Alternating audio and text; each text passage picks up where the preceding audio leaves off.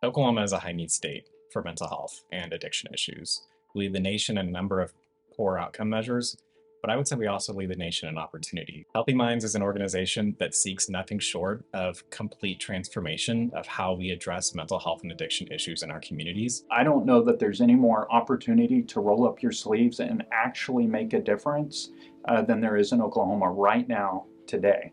As someone who has a background in social work and also has my own diagnosed mental illness and personal lived experience dealing with the mental health system, I'm very passionate about helping to create practical but also innovative solutions to the kind of systemic issues that I've seen in healthcare. Something that drew me to trying a policy position was kind of figuring out what it took to solve the root of a problem rather than just the symptoms of it. And I think policy is an opportunity to really get to what's preventing people from reaching services or what's causing people to experience these issues. So I taught in a suburban Tulsa public school for 4 years. When I took another career move, I really started to put together the pieces of this was an access and an equity issue that I couldn't really fix from my spot in a classroom. It really was a policy issue that would have to be addressed. This is a very self-driven fellowship. It's one with a lot of potential,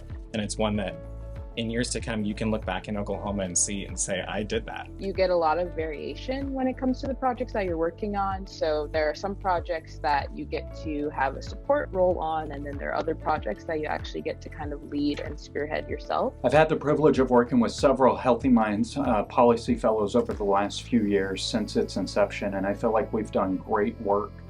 There really is opportunity to find a problem and then fix it during the fellowship. I like to think of the fellowship as a launching pad for someone's career, regardless of whether you want to go into behavioral health policy. We want to invest in people. We want to invest in taking the time to grow where they want to go. One of the things that I really like about the fellowship and feel really strongly about is that you don't have to have a background in mental health or even in public policy to be a fellow. I didn't have experience in either of those fields necessarily, but I had the skills for it and I had the interest in it. Don't let your degree box you in. There are a lot of individuals who think that once they have their degree in X, that's all that they can do.